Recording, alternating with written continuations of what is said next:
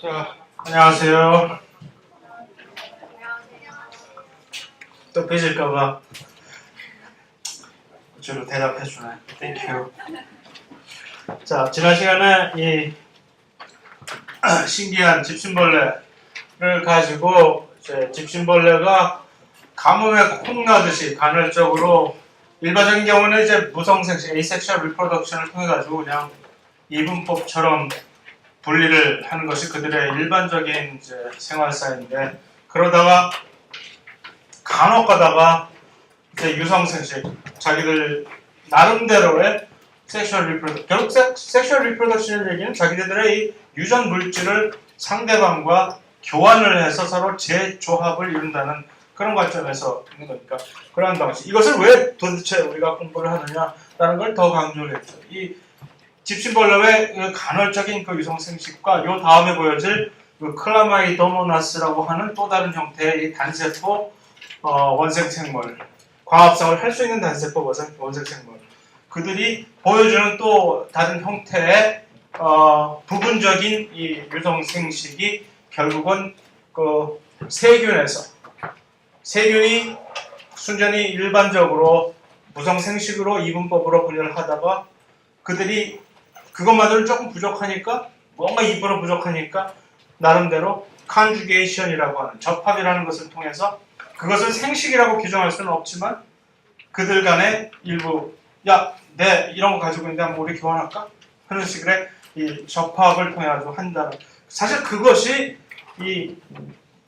그 항생제 내성 세균이 만연하도록 만들어내는 한 가지 기작이에요. 그런 식으로 항생제 내성을 돌연변이를 통해서 가지게 된 한 세균이 마보 선전을 하면서, 야, 나 이거 하나 없다 해서 내가 좀 가져볼래? 하고 이렇게 지난 시간에 봤던 그 접합을 통해 가지고서 그 유전자를 뿌려 놓아서 이렇게 막 퍼뜨리는, 거기서부터 출발을 해서 지금 우리가 풀 스케일로 유성생식에 완전히 100% 의존을 해서 번식을 하고 있는 이 고등 동식물의 중간적인 어떤 형태, 어떻게 해서 그것들이 세균의 무성생식에서 어떠한 과정을 통해 가지고 트라이 앤 에러를 해보는 거지. 이제 이거 한번 해보다가 좋으니까 이거 조금만 더 한번 잘 해볼까 하는 식으로, 어떤 진화에 있어서 목적이라는 것이 절대 있을 수는 없지만 하다 보니까 그게 괜찮으니까 그것을 수행을 하던 개체가 계속해서 축복을 받아서 계속 살아남게 됐다는 그런 식으로 받아들여야 되겠죠. 그래서 그런 관점에서 이것을 본다는 얘기예요. 일단. 그래서 이 집신벌레, 그래서 지난 시간에 딱 두 가지만 일단 여러분들의 어텐션을, 내가 이런 하찮은 벌레를 내가 왜 봐야 돼 하는 그러한 거부감을 조금 완화시켜주는 목적으로 일단 여기에 있다 그랬잖아요. 이 컨트랙터를 베큐어 수축포는 뭐 그렇다 치더라고. 자, 오늘 우리가 주목을 할 것은 요 두 개의 핵, 큰 뭐 대핵, 거대핵이라고 할까? 매크로 뉴클리우스하고 작은 소핵, 마이크로 뉴클리우스라고 하는 이 두 개의 핵을 가지고 있는 희한한 생물체라고 일반적으로 우리가 생각할 때, 핵이 한 개 있기도 힘든데 세포 안에 핵이 하나도 없는 세포도 있기에 있죠. 나중에 다 자란 다음에 우리 적혈구처럼. 그런데 그것들이 어떤 식으로 해서 이제 관여를 하는지가 정리가 된 것이 이렇게 1, 2, 3, 4 단계적으로 이렇게 되어 있는데, 조금 읽기 귀찮죠, 그죠? 내가 게을러서 이걸 하나하나 전부 한국말로 바꿔서 이렇게 요약을 했어야 되는데, 나 역시 게을러서 이것을 찬찬히 시간이 날 때 이렇게 읽어보면 무슨 소리인지 알 것 같지만, 일단 한번 단계적으로만 골자만 한번 뽑아봅시다. 이게 뭘 어떻게 하고 있는 얘기인가 하는 것을. 일단 1단계에서 뭐 한다고? 이들이 두 파트너가 있어야겠지. 두 집신벌레가 이제 서로 이 자기들의 유전자를 이 유성생식에 의해서 교환하고자 하는 의기투합을 한 두 집신벌레가 서로 이렇게 딱 결합을. 그런데 여기서 딱 한 가지 이것을 주목해 봅시다. 브릿지라는 단어가 나왔죠? 사이토플라즈믹 브릿지라고 하는 세포질 사이를 이렇게 연결시키는 어떤 다리가 있지. 마치 세균이 그 지난 시간에 얘기를 했던 그 공중급유할 때 이렇게 긴 관을 연결시켜서 하는 그것처럼 브릿지가 두 세포 사이에 연결되는 거죠. 그 통로를 통해 갖고 브릿지 통해서 이게 무언가 교환이 되겠다고 지금 폼을 잡는 거예요. 뭘 교환할까? 그들의 유전자, 제네틱 물질이겠지, 유전 물질. 그런데 여기서 그래서 이제 브릿지를 형성을 해. 두 번째 단계는 뭐를 할까? 뭐라고 되어 있죠 여기? 일단 브릿지를 형성을 한 다음에 무슨 행태를 보냐면 두 이 파트너 집신벌레들이 일단 분열을 하네 자기 핵을. 그런데 이 보라색 자주색으로 큰 점으로 지금 여기 표시되고 있는 매크로 대핵은 거기에 난 이런 쓰잘데 없는데 관여하기 싫다 하고 점잖게 있는데 반해서 소핵이 마이크로 뉴클리우스만 지금 4개니까 지금 분열을 해가지고서 일단 4개를 만들어 버린다는 얘기죠. 오케이?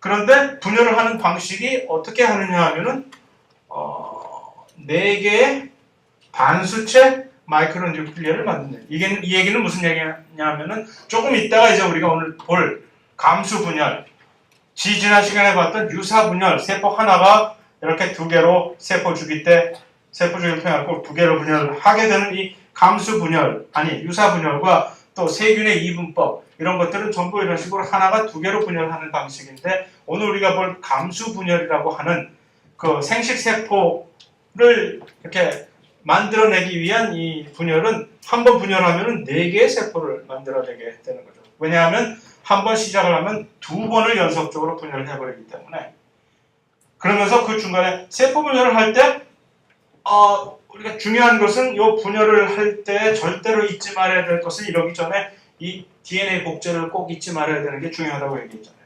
DNA 복제를 하지 않으면 이들이 전부 반씩밖에 못 얻게 돼서 큰 난리가 난다고 얘기를 했는데 의도적으로 이 감수 분열이라는 것을 할 때는 복제를 중간에 한 번 하지 않고 2번을 분열을 하면서 중간에는 DNA 복제 없이 분열을 해버려요. 그런 식으로 해서 일부러 이렇게 반을 만들어버리는 DNA 양을 반을 만들어버리는 것을 우리는 그래서 감수 분열이라고 한국말로 하는 것인데 모든 이 생식세포, 정자, 난자, 꽃가루, 암술 그런 것들을 만들기 위해서는 그러한 방식의 분열을 한다는 얘기죠. 그런데 이 마이크로뉴클리우스가 분열할 때 그렇게 일단 감수 분열을 해버려요.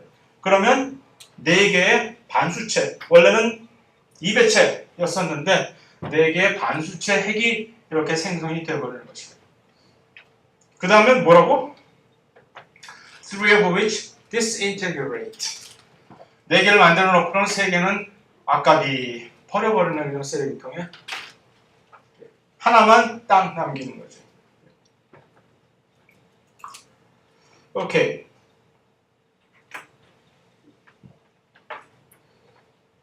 그 다음에 일을 어렵게 만드네, 그지? 그래 놓고서는 요 하나만 남겨놓고 이제 그 반수체가 마이토시스에 의해서 분열을 하면은 마이토시스라는 얘기는 그 유사 분열. 마이토시스와 마이오시스라는 영어 단어가 이제 그 유사 분열과 감수 분열을 구분을 하는 그 단어가 되는 거예요. 마이토시스 하면 그대로 복제가 되는 거죠. 이 반수체 핵이 마이토시스에 의해서 1개에서 2개로 분열을 하면 그 반수체 핵은 그대로 뭐가 되죠? 반수체 핵으로 남아있게 되는 것이지. 그대로 카피니까. 여기서는 그냥 DNA 복제 후에 카피하는 우리가 알고 있었던 그 분열 방식이 되는 거죠. 그래서 일단 2개로 만들어보는. 왜 2개로 만들까? 하나는 넣어주려고. 하나는 내가 가지고 하나는 넣어주려고.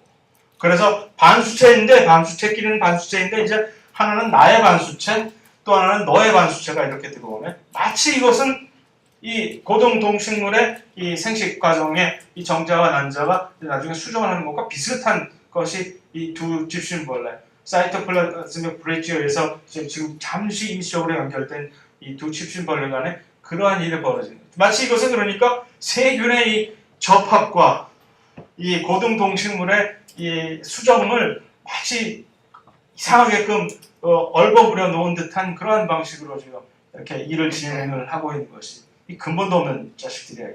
제대로 뭔가 확실하게 어느 심지를 가지고 있지 못하고. 그래서 뭐겠어? 아까 제가 이렇게 복선을 깔았듯이 이 두 페어가 이제 스왑, 마이크로뉴클레를 스왑을 하게 되면은 이제 그럼 이 그림 자체가 이제 각각의 집신벌레에서 색깔이 파란색, 빨간색의 그 마이크로뉴클리우스가 하나씩 갖고 있게 됐다는 그 방식으로 서로 이제 교환을 하게 된 거죠. 그 다음엔 어떻게 될까요, 이제? 2개를 가져왔어. 그럼 뭐, 여러분 같으면 이거 뭐 하고 싶어요, 지금? 두 개의 반수체 핵을 지금 갖고 왔는데 반은 나의 파트너일 것이고 반은 나의 오리지널이에요. 이제 뭐 할까 이제 이게 바로 섹슈얼 리프로덕션. 합쳐야지 이제 합치자 두 개를 반수체 두 개를 합치면 이제 다시 뭐를 복원을 시킬까? 이 배체를 복원을 시키면서 합치면서 결과는 재조합이 일어났네. 나의 반과 너의 반이 이제 섞여버린 것이지. 이래서 이걸 가지고 있으면 이제 이 유전자가 뭔가 이제 섞인 거지. 섞은 거야 이제. 그것을 완전히 확실하게 완수를 이제 4단계, 그 다음에 5단계, 5단계에서 그 퓨즈라는 그 일이 발생을 했잖아요. 그 퓨즈가 되면 뭐라 그랬죠? 반수체 두 개가 이렇게 접합을 했으니까 이제는 다시 무엇을 복원? 그 핵이 원래 가지고 있었던 이배체 핵으로 그 마이크로 뉴클리우스가 이제 복원을 하게 됐으면서 이제 각각의 서로는 그런 식으로 이제 각자가 전부 그런 일을 수행을 했을 거 아니에요. 두 개. 각각의 이 두 집순벌레가 양 사이드에서 서로 교환을 했으니까, 맞교환했으니까. 그러고 나서 이제 그러면 마이크로 뉴클리우스가 지금 각각 다시 한 개인데 이 배체인 한 개로 지금 전부 원상태로 돌아가는 것이죠. 오케이. 뭐 거기까지만 해도 이제 대충 뭐 목적은 다 달성한 것이지. 그런데 이제 한 술 더 떠가지고 그 다음 단계에 뭘 하느냐? 마이토시스를 하는데 이제 3번을 분열을 하면 2의 3승이 되니까 8개의 마이크로 뉴클리아이를 이렇게 생산을 해 놓겠죠. 이렇게. 그리고 나서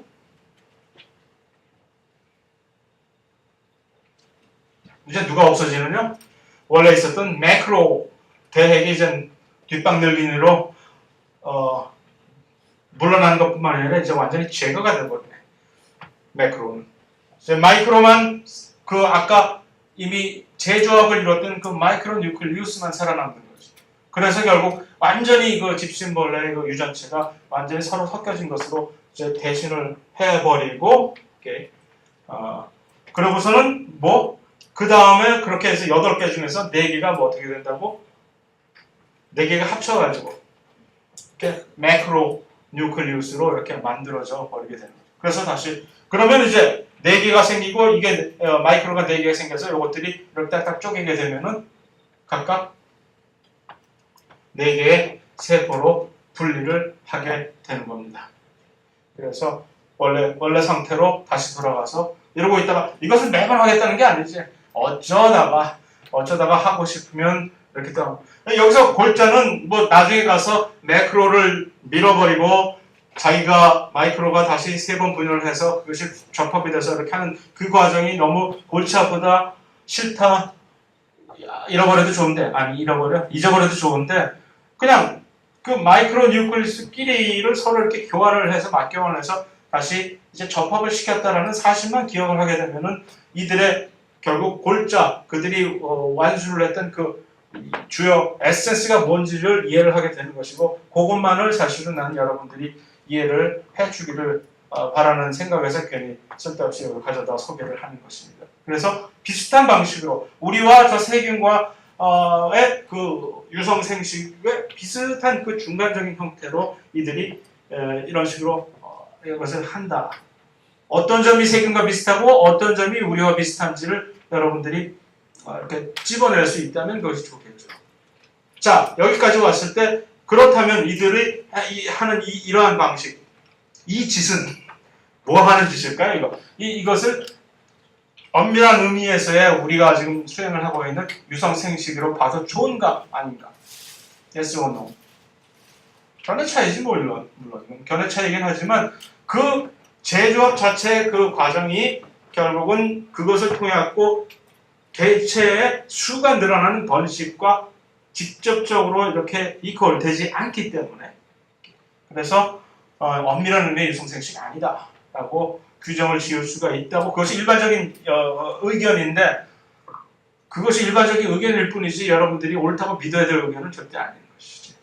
남들이 그렇게 얘기를 한다고 해서 아무 생각 없이 그냥 그렇게 하지 말고 그 의견은 언제 어느 순간에 한 방에 훅 가고 확 바뀌어 버릴지도 모르는 단순히 하나의 의견일 뿐이지. 어쨌든 그러한 일들이 있다라는 것을 이제 이렇게 이해를 해두면 되겠습니다. 두 번째는 이제 이것이 조금 더 우리 쪽으로 가까이 다가온 그러한 형태의 이 유성 생식을 이들은 순환을 한 이 주기 자체가 확실한 하나의 라이프 일생 동안에 이 클라마이더모너스라고 하는 저런 단세포 생물이 진핵 생물이거든요. 원생 생물이니까 진핵 생물이겠지. 그 다음에 클라마이더모너스라고 하는 이 친구가 또 특이한 점은 녹색의 원생 생물이에요. 녹색의 원생 생물이라는 얘기는 광합성을 할 수가 있다는 엽록체를 가지고 있기 때문에 녹색으로 보이는 그 원생 생물인데 그들은 일반적으로 거의 대부분의 생애를 그냥 무성생식을 하면서 보내다가 아주 짧은 순간 동안 유성생식 주기로 이렇게 전환을 한 다음에 유성생식이라는 얘기는 뭐야? 유전체를 누군가 남들과 교환을 해야 되겠지. 다음에 여기서 이제 무성생식 주기와 유성생식 주기가 이렇게 교환을 한다면은 각각의 배체가 어떻게 되는지를 잘 생각을 해봐야 되는 거지. 무성생식 주기에는 이들이 어떤 배체로 존재를 하며 유성생식 주기를 하려면 어떤 배체로 이것이 전환이 돼서 할까라는 것을 살짝 이렇게 생각을 해보는 것이 좋지 않을까. 하나의 서머리고 이것을 그림을 알기 쉽게 그림의 서머리이지만 그것을 말로 표현하자면 뭐라고 표현할 수 있는가 하면은 자 일단 무성생식기가 있었다. 이 둘 중에 어디가 무성생식기일까? 레이블이 어떻게 되어 있지? 여기가 무성생식이라고 되어 있죠. 그죠? 이 무성생식기에서는 무엇을 하느냐? 거의 생의 대부분을 차지한다. 거짓말인 것 같은데 생의 대부분 무슨 4분의 1밖에 안 되는 것 같은데 그림상으로 그렇지 잘못 그린 거지 이거. 거의 시간상으로 진행상으로 생의 대부분은 이 무성생식기인데 두 타입의 반수체 여기서 무성생식기에 이들은 반수체 세포들이 계속적으로 유사 분열을 계속하는 거죠. 반수체가 플러스 또는 마이너스로 이미 가지고 마치 정자와 난자처럼 이미 반수체 세포들이 따로 이렇게 구분이 되어 있듯이 이들 기관은 참 희한한 것이 무성생식기 이들은 계속적으로 이렇게 이 유사 분열에 의해서 개수만 불켜나가는 그러한 생활을 이렇게 계속 해나가고 있는 반수체 시기. 그러다가 이들이 그 각각의 어떤 특이한 반수체들이 야 우리 이러지 말고 둘 중에 하나 합하자 라고 했을 때 이들이 딱 합하게 되면 그것이 유성생식이 되어버리는 것이지. 그 유성생식기에는 반드시 플러스 타입의 반수체와 마이너스 타입의 반수체 세포 둘 간만의 접합이 이루어져야만 되는 거지. 플러스끼리 아직 법적으로 그들이 허락이 안 됐어. 플러스끼리. 좀 있으면 될 거예요 이제. 하지만 그래서 그들은 이 배체인 접합자로 형성을 이제 한 다음에 그 다음에 이제 이들은 아주 짧은 시기라는 얘기죠. 왜 짧은 시기냐? 이들이 일단 접합자를 형성한 다음에 곧 시간 문제였지. 곧 이들은 무엇을 하느냐? 감수 분열을 해가지고서 그러니까 두 번 분열해서 4개의 반수체 세포를 만드는 아까 그 플러스 또는 마이너스 반수체 세포를 형성을 해버리기 때문에 그래서 아주 허탈한 잠시의 이 접합 기간을 거치면서 이것을 그러니까 전체적으로 보면은 이 기간이 서로 뒤바뀐 것이지 동물하고 비교를 해봅시다. 우리 사람과 이들의 이제 유성생식, 무성생식기를 비교해보면 이 주기가 우리는 거의 이 이배체 세포로 살고 있는 기간이 엄청나게 이 도미넌트 해가지고서 길 뿐이고 이 반수체 기간의 주기가 우리는 반수체 세포를 만든 다음에 그 반수체 세포들이 정자 또는 난자가 계속해서 유사분열에 의해서 계속 개체를 불려넣어서 무슨 그런 기간이 별로 없잖아요. 그러니까 그것이 좀 다를 뿐이지 그 나머지는 매우 이미 지금 현재 우리가 알고 있는 동식물의 생식, 유성생식, 무성생식 이 주기하고 매우 비슷한 그런 방식을 가지고 있다는 거죠. 그래서 여기서 그렇다면 과연 이 동식물이 전부 둘 다 이렇게 가지고 누리고 있는 이러한 유성생식이 도대체 어디서부터 유래를 했을까라고 근원을 찾는다면 클라마이도모나스 현재로서는 클라마이도모나스에 가서 이 친구들을 봐라. 여기서 아마 유래를 했을 것이다 라고 얘기를 할 수 있는 근거가 된다. 그래서 자, 감수 분열 과정, 많이들 감수 분열에 대해서 복잡하게 설명을 하고 이렇게 길게 내리고 있는데 사실 감수 분열에 대해서 한 챕터를 할애해야 될 이유를 사실은 모를 느낄 정도로 이제 심플한 얘기죠. 계속 강조를 했듯이 이미 그리고 여러분들이 이미 다 확연하게 이해를 했으리라고 확신을 하는데 두 번 분열하는 거예요. 왜 두 번 분열을 하느냐? 반으로 줄이기 위해서. 왜냐하면 내가 만든 이 생산품은 곧 그들끼리 서로 이렇게 다시 재접합, 다시 재회할 것을 기대를 함으로써 만드는 어떤 세포이기 때문에 나의 유전체를 반으로 줄여야 된다. 다만 한 가지 매우 중요한 사실은 무조건 반으로 줄였다가는 큰 사고가 나니까. 왜냐하면 지금 현재 우리가 한 세트를 가지고 있는데 두 개씩의 한 세트를 가지고 있는데 그거를 그냥 아무 생각 없이 반으로 잘라버리면 여기에 포함이 안 돼버리는 유실된 진이 있게 되니까 그렇지 않게끔만 잘 조심하면서 내가 가지고 있는 모든 유전자를 반으로 싹 줄여버리는 그 과정이 감수분열이거든요. 어떻게 하면 그렇게 될 수가 있을까? 그래서 요 상동염색체라는 것을 다시 한번 주의를 환기시켜가지고서 감수분열 과정에서는 첫 번째 분열을 할 때는 일단 상동염색체끼리 그 전에는 유사분열 때는 전혀 서로 신경을 쓰지도 않던 네가 나하고 상동염색체야? 몰랐어. 왜 신경을 써야 돼 내가? 그거 전혀 서로 소 닭보듯이 이렇게 지나가던 그 각각의 파트너 염색체들이 일단은 만나야 돼. 오작교에서 견우직녀처럼 쫙 만나야 서로 만나서 이렇게 마치 댄스 클래식 댄스 파티 플로어에서 딱 서로 만나서 인사하듯이 전부 딱 나열을 해야만 돼요. 그래야만 전부 그것을 분열할 때 여기서 이렇게 가릅니다 하고 딱 떼어버려야 이제 각각의 떨어지는 두 세포가 모든 유전자의 세트를 각각 가지고 있다는 것을 확인을 할 수가 있는 과정이기 때문에 이 상동염색체끼리가 먼저 만난 다음에 만나서 헤어지는 그 과정을 거치는 것이 이 첫 번째 분열. 그것이 제일 중요한 것이거든요. 감수분열. 이것만 일단 수행을 해서 완성됐다고 확신하면 안심하고 두 번째는 일단 첫 번째 분열을 해서 두 개의 세포가 만들어졌는데 그들은 자동으로 그냥 분열해. 안심하고 유사분열하고. 요 감수분열 2는 그냥 그대로의 유사분열일 뿐이죠. 반으로 잘라.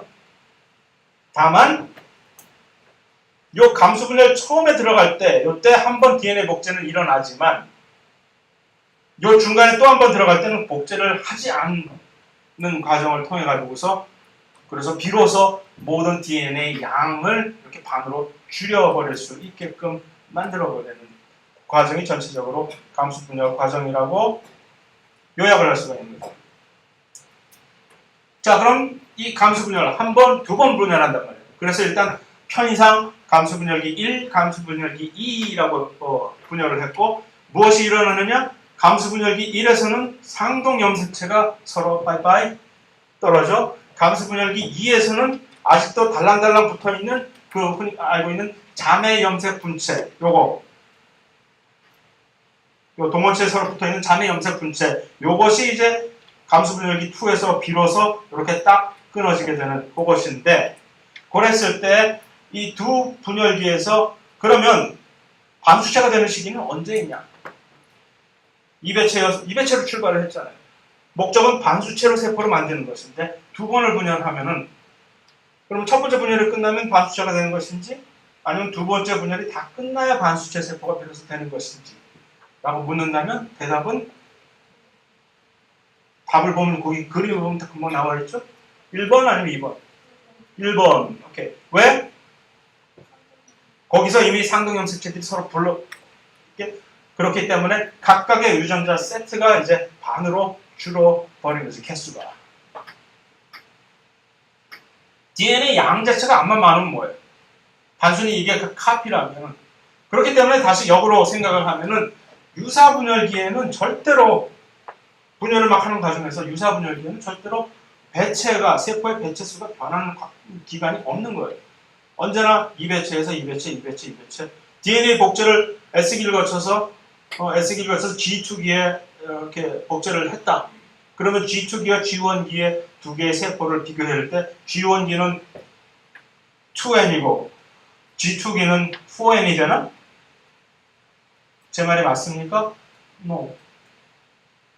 DNA 복제해서 굴렸다 하더라도 이 고유한 염색체 세트는 하나도 변한 게 없잖아. 다만 개수만 지금 그 양만 불켜버린 것이기 때문에 이 배수가 변하지 않습니다.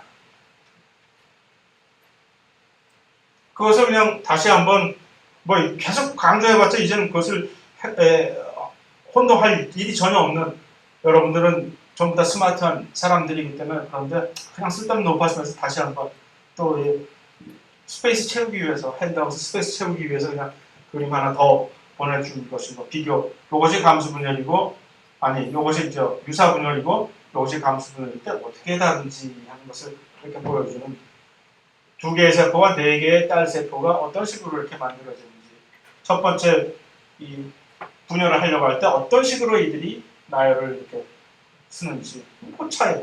그러면 모든 것은 끝나는 그런 얘기. 그래서 감수 분열은 딱 끝. 그런데 이제 감수 분열을 함으로써 유전자의 재조합을 이룬다.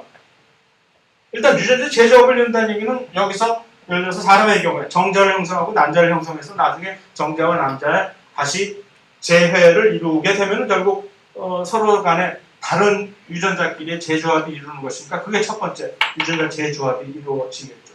그것뿐만이 아니라 자기 본인이 가지고 있는 유전자 자체도 이런 식을 통해 가지고서 재조합을 이룬 다음에 분리를 시켜버리게 되면은 각각이 자기 부모, 다시 말해서 이 유사분열계는 이 처음에 이것을 부모 세포라고 얘기하잖아요. 페런탈 셀과 도로 셀, 딸 세포 두 개가 유전적으로 exact clone, 카피이거든요. 유전적으로 전부 동일한 것인데 비해서 감수 분열을 통해서 나온 요 네 개의 딸 세포의 유전적인 조합 배열은 유전자들은 부모 세포와 다 다른 게 되는 이유가 왜 그러냐 하면 이러한 일이 벌어지게 되기 때문에 이 상동 염색체들이 서로 이런 식으로 나열을 한 그 사이에 이들끼리 이런 식으로 자기들끼리 서로 가지가 서로 크로싱 오버라고 실질적으로 물리적으로 이것이 완전히 크로스가 되는 거예요. 그래서 이것을 영어로 크로싱 오버라고 이렇게. 그래서 재조합이 이렇게 일어나서 끊어질 때 이런 식으로 끊어져 버리기 때문에 이것이에요.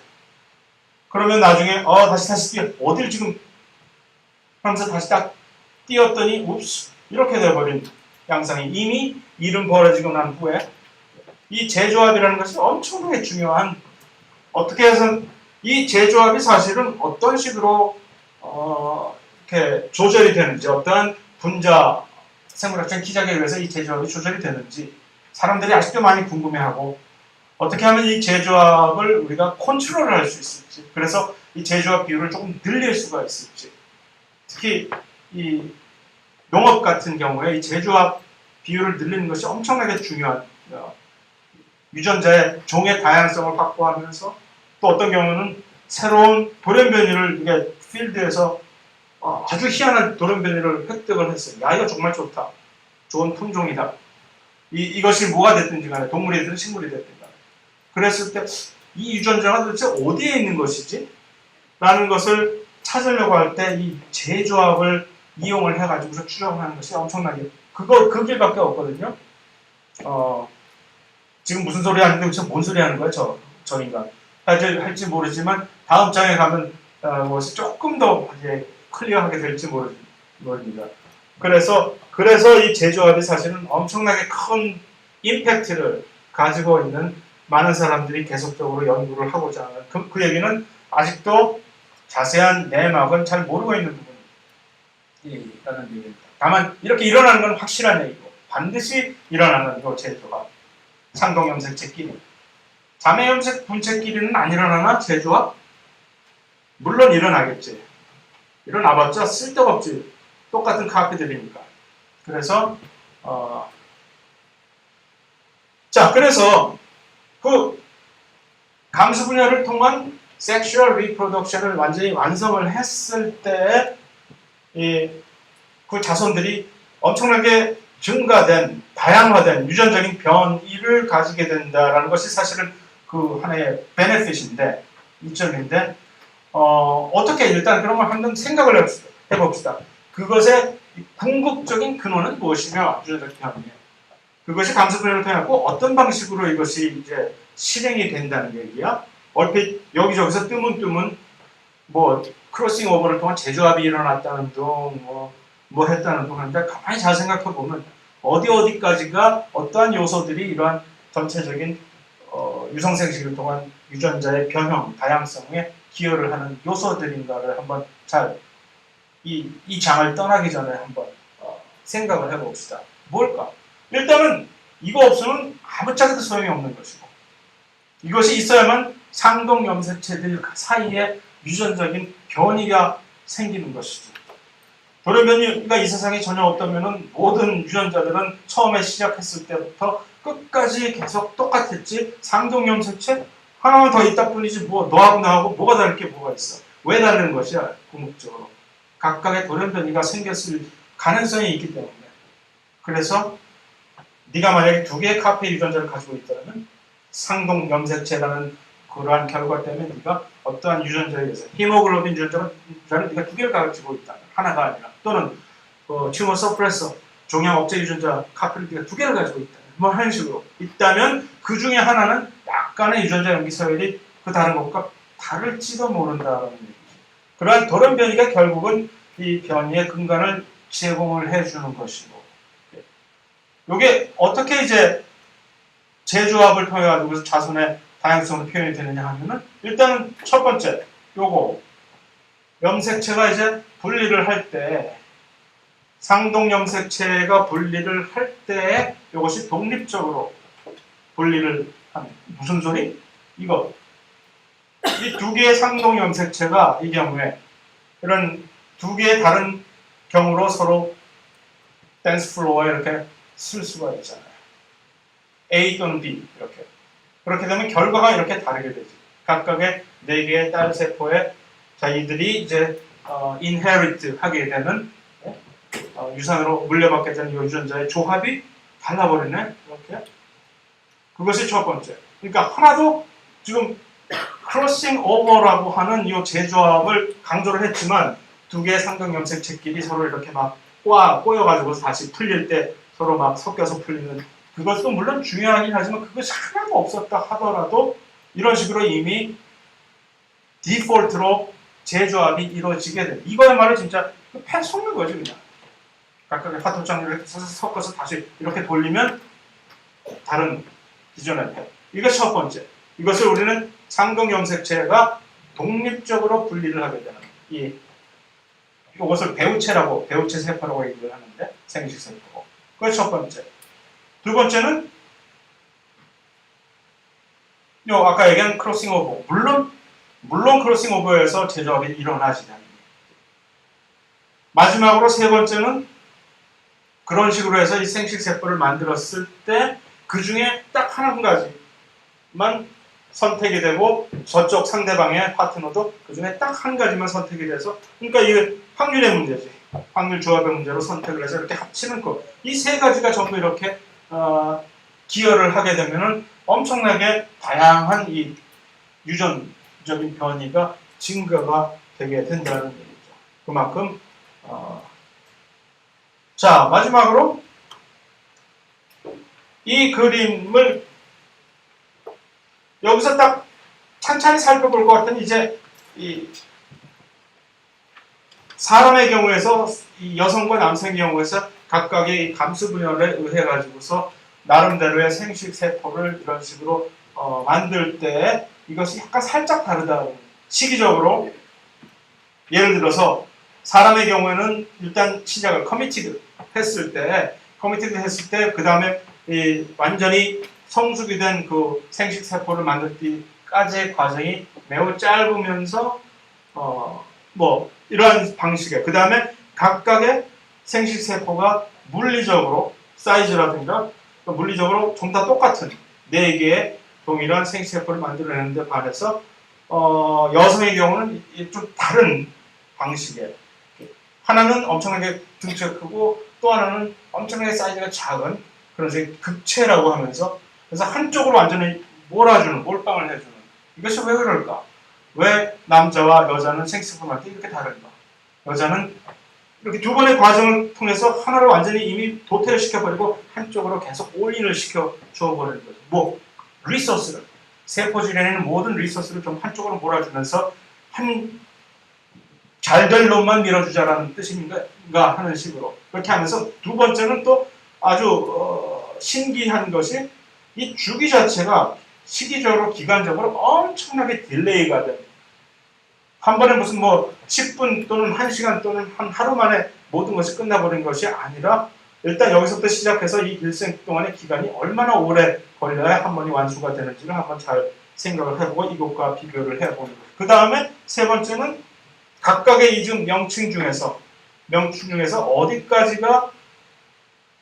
어디까지가 이배체 세포이고 어디서부터가 반수체 세포인지 라고 하는 것들이 주로 일반적으로 일반 생물학에서 일반적인 사람들이 묻기 좋아하는 아이템입니다. 게을러지면 그래서 나도 일반적으로 이것을 물어버릴지도 모른다는 얘기죠. 게을러질 경우에 시간에 쫓겼을 경우에 시험 문제를 내다가 에이 안 되겠다 에라 모르겠다 그럼 나도 남들 하는 대로 이렇게 물어보자. 오케이 거기까지가 이 장은 그냥 모든 것이 다 섭렵이 됐다고 생각이 되고 그러면 이제 다음 장으로 그냥 넘어가면 되겠지. 아직 시간은 널널하게 남았죠. 그치? 와우.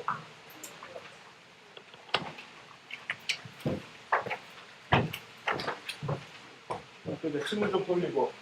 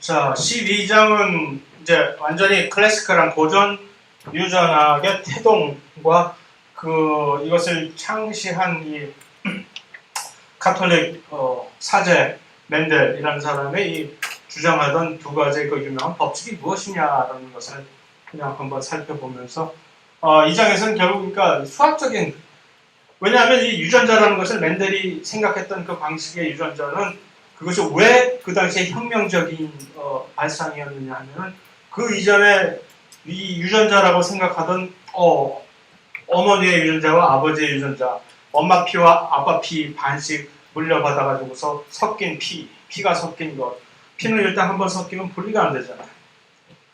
완전히 다 섞여버린 피 어떻게 그냥 닮은 그런 어떤 형질이 보이기는 하지만 그것이 재분리가 되지 않는 그런 방식의 유전을 생각을 해왔었는데 멘델은 그것이 아니라 어떤 딱딱한 나무처럼 분리가 될 수 있는 어떤 고체처럼 파티클이라고 얘기했죠. 파티클. 그것이 유전자인이라 염색체라는 것에 대한 개념이 전혀 없었을 당시에 단순히 수학적인 고찰만으로 유전자라는 것이 이런 식으로 이렇게 될 것이다 라고 해서 결국은 그 방식대로 개념을 따르다 보면 우리가 그 유전자가 무엇인지는 모르지만 우리가 밖에서 보았을 때 형질로 나타나는 이 유전자라는 것은 뭐든지 수학적으로 계산이 예측이 가능하다. 확률 통계와 마찬가지로 이것이 이러한 형질이 가졌을 때 저러한 형질을 가진 또 다른 부모끼리 만나서 자손을 만들어냈을 때 어떠한 확률로 이러한 특이적인 형질이 나타날 것인지 하는 수학적인 예측이 가능한 아주 그러니까 공부를 할 수 있는 거죠. 공부를 계속해서 할 수 있는 그러한 것이기 때문에 이 12장 같은 이러한 챕터에 관련된 것은 내용은 전부 이 유전 문제 풀이로 형태로 이렇게 나타나게 되는 것이죠. 그래서 이 문제를 그러한 몇 개의 대표적인 각각의 토픽에 대해서 문제를 그래서 여러분들한테 핸드아웃을 지금 놓은 것이고, 지난 시간에 얘기했듯이 그 어떤 문제도 여기서 이렇게 같이 풀어나가보자 하는 생각은 없고, 개념만, 그 문제에 연관된 어떤 유전적인 개념만을 설명을 내가 한다면 여러분들이 얼마든지 상식적으로 그렇게 문제를 이렇게 풀다 보면은 풀릴 수가 있는 문제가, 물론 그 해답은 나중에 추후에 시험 보기 전에 추후에 내가 다시 올릴 예정이고, 그래서 내가 맞았는지 틀렸는지를 검사할 수 있겠지만, 물론 하나도 틀릴 일이 없는 단순한 문제들이니까 그런 방식으로 수업을 진행할 예정입니다. 그러니까 양 자체가 많다고 생각하더라도 그렇게 이것을 끝낼 시간이 그렇게 오래 걸리지가 않아요. 불행히도. 그래서 이 형질이라는 것 자체에서 캐릭터와 트레이트라는 것이 다르다는 것을 지난 시간에 설명을 하고자 했었잖아요. 캐릭터. 한국말로는 물론 둘 다 형질이지만 원래 이러한 개념을 만들어낸 저 동네 사람들이 생각하는 이 형질이라고 캐릭터와 트레이트는 그렇게 다르다라고 얘기했죠. 그래서 지금 여기서 보겠다는 맨델이 좀 확인을 해서 추적을 한 것은 각각의 캐릭터에 대한 다른 트레이트들입니다. 각 캐릭터에 대한 다른 트레이트들을 이렇게 어떤 식으로 추적을 해봤더니 이러한 법칙이 도출이 되더라 하는 것이 바로 이 맨델의 유전 법칙인데, 그래서 일단 좀 전에 얘기했던 유전자는 서로 섞이지 않는, 그 다음에 결합과 분리를 반복을 세대를 통해 가지고 할 수 있는 어떤 이상한 것이다. 뭔지는 모르겠지만. 그래서 이것을 우리는 예측을 할 수가 있다라는 그런 팩터라고, 직접 오리지널 원어로 맨델은 유전자라는 것을 하나의 인자라고 생각을 했으면서도 희한하게끔 각 개체마다, 사람이 됐든 맨델은 물론 식물을 가지고 실험을 했지만, 완두콩을 가지고 실험을 했지만, 그 각 개체마다 그 어떤 특정한 인자에 관해서 하나만 가지고 있는 것이 두 개를 가지고 있다 생각을 했어요. 희한하게 그러니까 상동 염색체를 어떻게 누가 와서 알려줬는지, 그러니까 역시 열심히 하느님을 믿어야 되는지 모르겠지만, 이미 다 꿈에 나와서 계시를 해주는 건지 모르겠지만, 어쨌든 기가 막히게 상동 염색체와 똑같은 그런 식의 각각의 유전자는 두 개를 가지고 있다. 그래가지고서 예를 들어서 꽃가루를 만들거나 암수를 만들 때 두 개의 인자는 분리를 해서 하나씩, 배우체에 하나씩 들어가게 된다. 그것이 바로 분리를 하게 된다는 얘기죠. 그랬다가 꽃가루와 암술이 만나게 될 때 그 하나씩 서로 따로 떨어져 분리했던 것들이 다시 합쳐지게 돼서 형질을 형성한다라고 하는 기가 막힌, 어떻게 그걸 생각을 했는지 모를 정도의 어메이징한, 하되 정확한 유전자에 대한 정확한 예측을 했습니다만은 그것이 이제 근간이죠. 그래서 그 캐릭터가 어떠한 캐릭터, 7캐릭터를 맨델은 사용을 했는데, 여기서 얘기한 그 완두콩 자체의 모양, 하나의 캐릭터죠. 그 모양의 캐릭터에 대한 어떠한 트레이트가 있느냐. 그 트레이트라고 얘기하는 것은 지난 시간에 얘기했던 뭐라고 얘기하지 우리? 대립 형질, 얼리일이라고 하는, 그것이 각각의 상동 염색체에 존재를 하는 다른 형태의 유전자이기 때문에 같은 캐릭터예요. 그래서 이런 식으로 둥근 형태의 트레이트를 만들어낼 수도 있고, 쭈글쭈글한 주름진 형태의 트레이트를 만들 수가 있지만, 어쨌든 둘 다 똑같이 같은 유전자 위에 존재하는 같은 유전자란 말이에요. 예? 같은 캐릭터를 형성하는 그 캐릭터란 여기서 이 완두콩의 형태를 결정짓는 캐릭터. 두 번째 캐릭터는 또 무엇을 조사하기로 결정을 했느냐 하면, 자기 정원에서, 수도원 정원에서 이 완두콩의 색깔, 여러 가지 색깔이 있을 수가 있겠지만 보니까 자기 정원에서, 수도원 정원에서는 이거 아니면 저거더라는, 노란색을 이렇게 보이는 완두콩이 있는가 하면 초록색을 보이는 완두콩이 있고, 그 두 개의 다른 트레이트를 가지고 있는 완두콩의 캐릭터, 색깔 하는 식으로 해서 이 7개의 형질에, 이 형질이라는 얘기는 여기서 캐릭터라는 얘기지. 연구를 했는데 기가 막히게 이 7개를 잘 뽑아낸 것이 대충 긴가민가 중간적인 어떤 트레이트가 있는 것을 뽑은 것이 아니라 확연하게 이거 아니면 저거 하는 식으로 마치 이진법처럼 수학에 yes or no처럼 있는 그런 확실하게 구분이 되는 두 개의 트레이트를 가진 두 개의 대립 형질이 구분이 아주 명확한 것을 잘도 기가 막히게 뽑아가지고서 연구를 한 거죠. 동시대에 사실 멘델처럼 이와 비슷한 노력을 한 많은 사람들이 있었는데 그들은 미저러블리 다 실패를 했고 왜? 그들은 훨씬 더 경제적인 측면에 눈이 어두워가지고 눈 멀어가지고서 예를 들어서 수량성, 훨씬 더 열매를 많이 맺게 되는 또는 열매를 좀 덜 맺게 되는 어떤 그러한 두 개의 형질을 조사를 했는데 많이 맺고 덜 맺게 된다는 그 기준이 뭐야 도대체? 이것을 구분을 하기가 힘들어 버리는 것이지. 환경에 의해서 이게 영향을 많이 받는데 이걸 가지고 다음 세대에서 구분을 하다 보면은 얘는 많이 맺는 형질 같은데 얘는 조금 맺는 형질 같은데 헷갈려 하는 식의 애매모호한 캐릭터를 트레이트를 애매모호한 대립 형질을 가진 것을 그 캐릭터를 이렇게 설정하게 되면 이 실험은 실패를 하게 되는데 어쩜 이렇게 완전히 요거밖에 없는 이거 아니면 저거밖에 없는 두 개의 대립 형질을 선택을 해가지고서 실험을 해봤더니 그래서 이 대립 유전자들이 그러한 형질을 트레이트를 결정을 하게 되는데 상동 염색체에서 그것이 결정이 되는 것이다라는 얘기 계속 자꾸 쓸데없이 읊어봤자 그랬을 때 이 형질 자체가 두 개가 있다라고 하는 것을 생각을 일단 가정을 하게 되면 모든 수수께끼가 풀리게 되더라라는 얘기가 되는 것입니다. 그래서 이 대립 유전자가 각각 두 개를 가지고 있는데 한 세대에서 그랬을 때 그러면은 그 대립 유전자가 같으면 아무 상관이 없는데 두 개를 가지고 있는 것 쌍이 둘 다 딱 동일한 것이 두 개가 다른 대립 유전자가 한 세포에 한 개체에 지금 같이 접합이 되었을 경우에 어떻게 되느냐?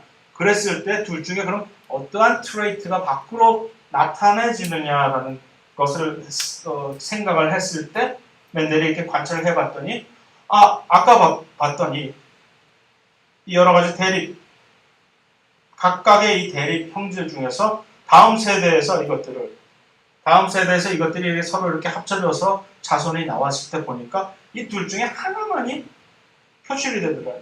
그래서 이 중에서 두 개 같이 나왔을 때, 두 개 같이 이렇게 한 개체에 이렇게 존재를 하게 됐을 때 그 둘 중에 밖으로 이렇게 표현이 되는 그러한 형질을 우리는 우성 대립 유전자라고 얘기를 하고 그러한 경우에 이렇게 온매기주하고 끽소리 못하고 이렇게 숨어 지내게 되는 그러한 형질을 열성 대립 유전자라고 얘기합니다.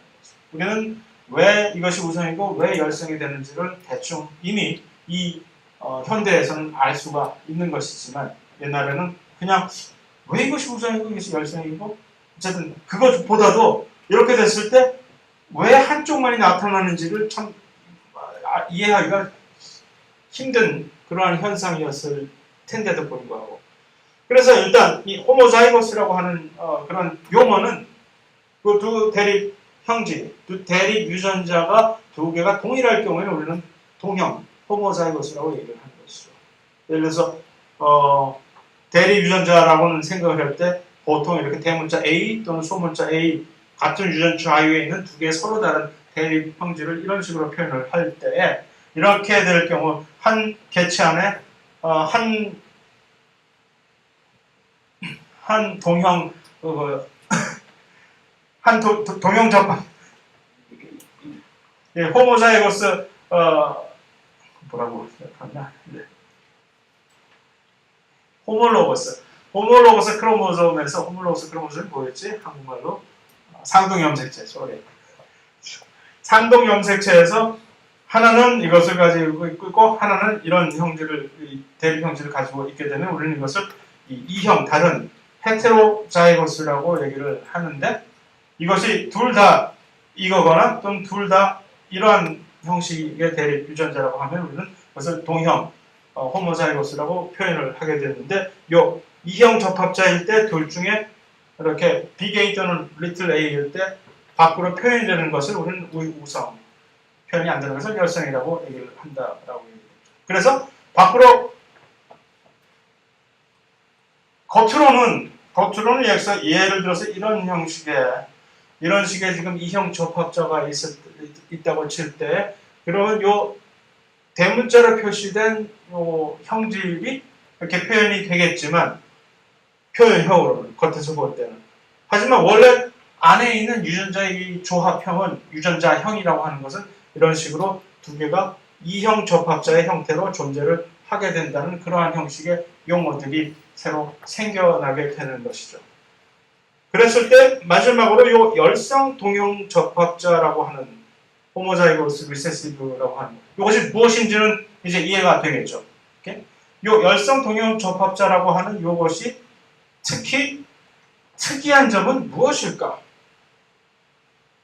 특별히 열성 동형 접합자를 가지고 있는 어떤 개체가 좀 특별한 점은 뭐죠?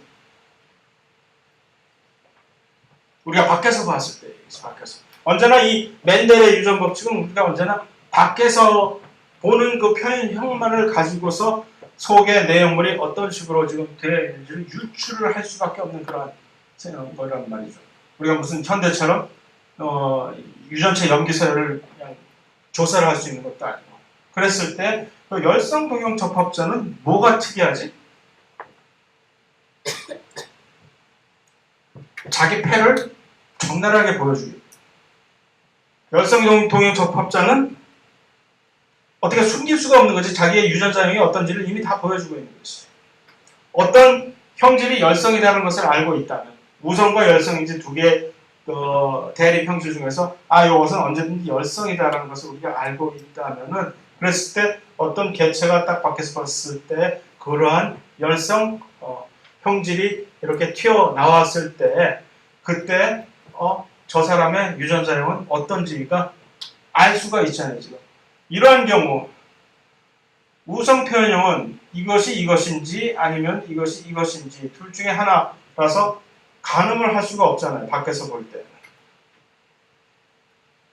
하지만 이 열성 동형 접합자는 언제나 표현형과 유전자형이 똑같기 때문에 자기의 히든 카드를 전혀 보이지 않는다는 점이 좀 특이한 점이다라고 얘기를 할 수가 있어요. 자, 그래서 첫 번째 이제 멘델의 첫 번째 법칙을 분리의 법칙이라고 얘기하는데, 그게 뭐가 분리가 된다는 얘기냐면은 두 개를 가지고 있었다고 하는 그 인자, 그것들이 이 배우체를 형성할 때 각각 전부 따로따로 떨어져 가지고서 하나씩, 한 배우체에 하나씩만, 한 배우체의 그 포인트는 뭐냐 하면은 두 개를 가지고 있었던 그 팩터가, 다시 한번 요 예를 들게요. 원래 개인이 이렇게 두 개를 가지고 있다. 하나는 큰 A, 하나는 작은 A. 이렇게 두 개를 가지고 있는 팩터가 배우체를 형성을 할 때 이것이 분리가 돼가지고서 두 개가 각각의 배우체 세포에 하나씩만 들어가게 된다는 얘기. 절대로 이 두 개가 같이 들어가지 않는다라고 하는 그것이 바로 멘델의 분리의 법칙인 것이죠.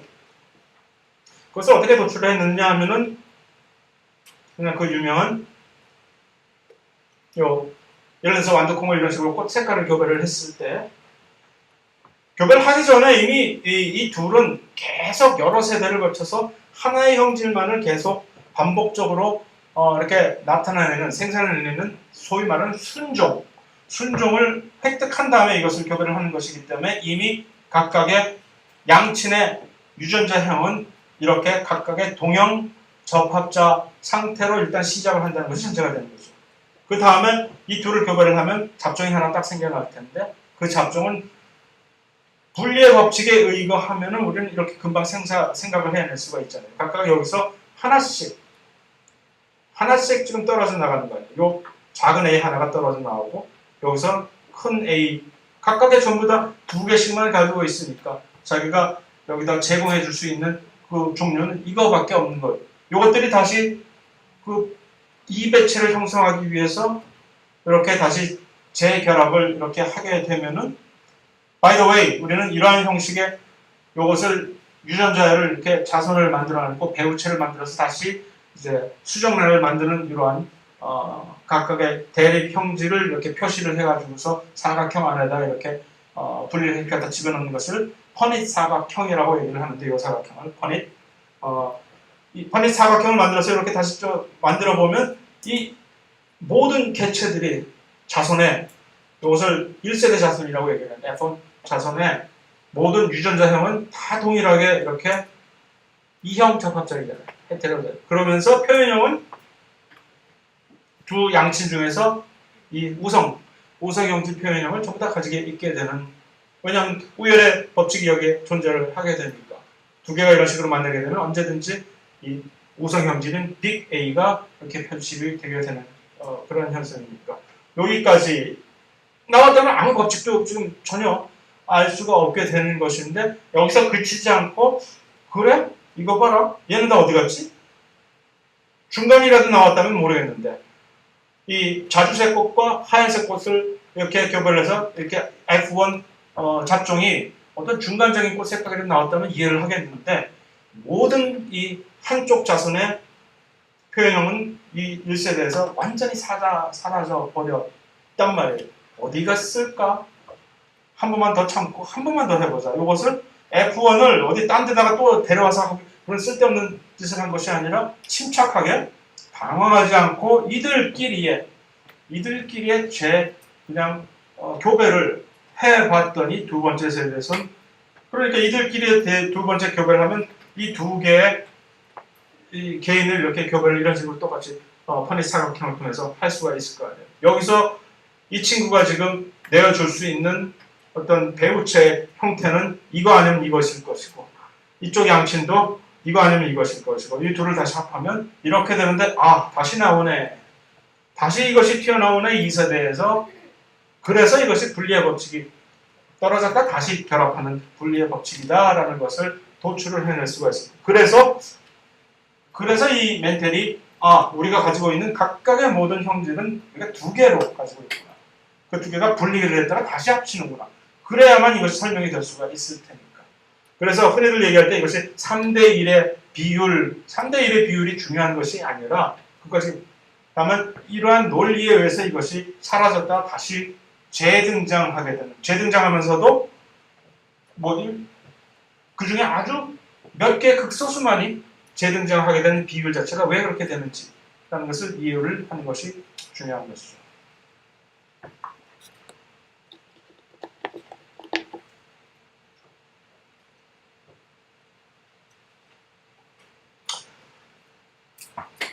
그래서 이것을 현대적으로 설명하면 왜 이런 현상을 멘델이 관찰을 할 수가 있었느냐라고 생각을 할 것 같으면 이게 감수부조를 통해 가지고 염색체들이 분리하는 과정을 우리가 지켜보고 있었더라라는 얘기죠. 그래서 상동 염색체가 분리를 하면서 각각을 이렇게 했을 때 반수체가 됐으니까. 그래서 그 하나의 얼릴 대리 유전자는 오로지 하나의 이 배우체, 게미트라고 하는 배우체. 배우체라고 하는 얘는 배우체가 어떤 세포가 배우체가 될 수 있죠? 게미트, 정자 또는 난자 또는 꽃가루 또는 암술.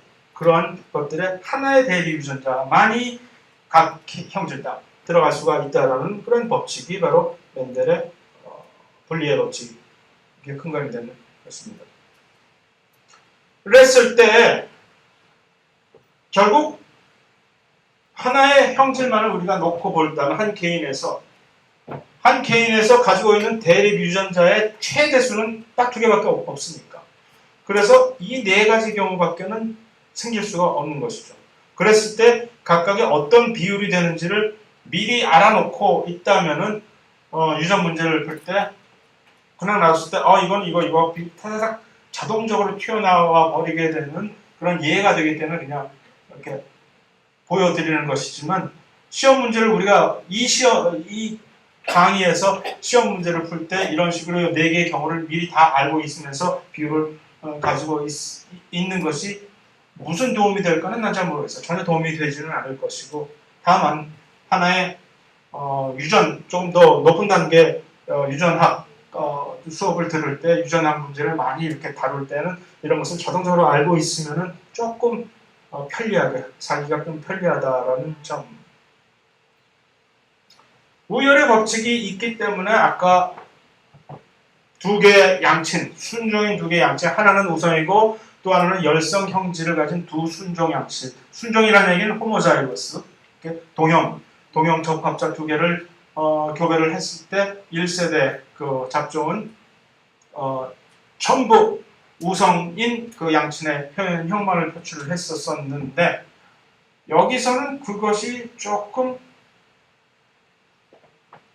위배가 되는 그러한 사안을 발견하게 되는 경우가 있습니다. 그래서 이것을 우리는 어떤 현상이라고 규정을 짓느냐면 불완전한 우성이라고 중간적인 인컴플리트한 도미넌스라고 얘기를 하는데 나팔꽃 주로 이 모닝글로리라고 하는 아니 뭐 금오초라고 하는 그 꽃 색깔이 이렇게 생긴 것을 모양과 색깔이 이렇게 생긴 것을 금오초라고 얘기를 하는데 이것만이 그러한 형태를 보이는 것이 아니라 나팔꽃들도 이러한 형태를 무슨 소리냐면 이렇게 훨씬 색깔이 짙은 자주색이라든가 훨씬 짙은 빨간색 계통의 이 나팔꽃과 이것이 우성인데 열성인 백색 꽃을 이렇게 교배를 하면 둘 중에 F1에서는 이것만이 나와야 되는데 그렇지 않고 마치 이 둘을 물감을 섞었을 때 나오는 색깔처럼 이렇게 중간적인 형태의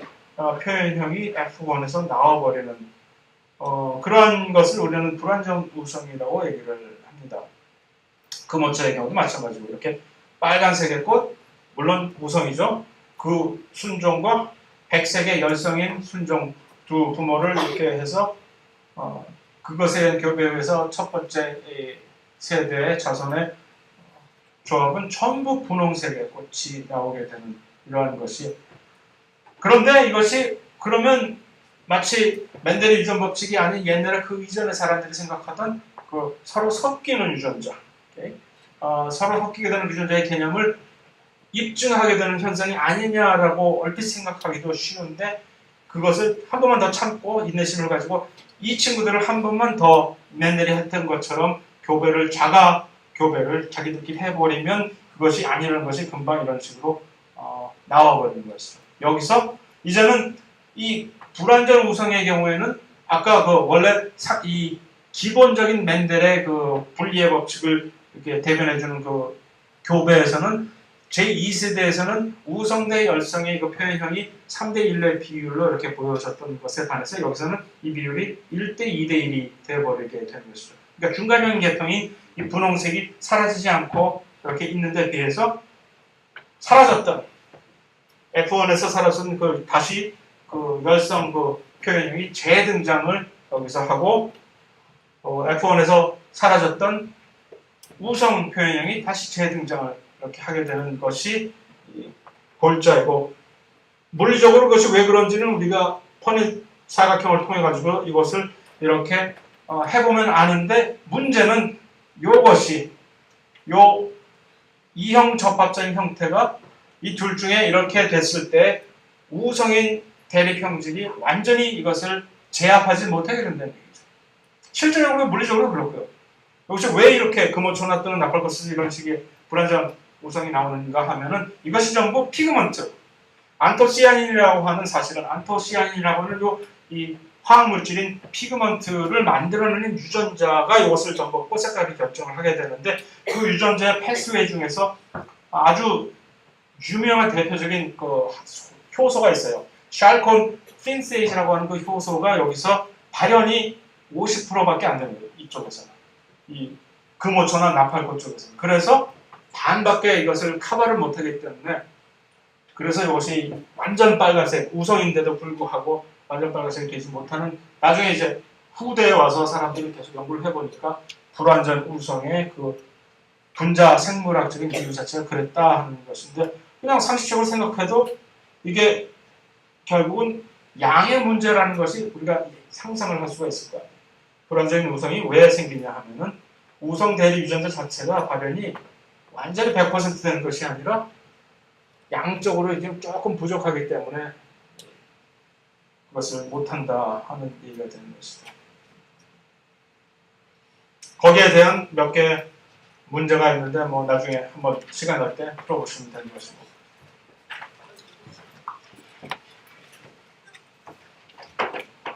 독립의 법칙이라고 하는 것은 여기까지만 해야 되겠네. 독립의 법칙만.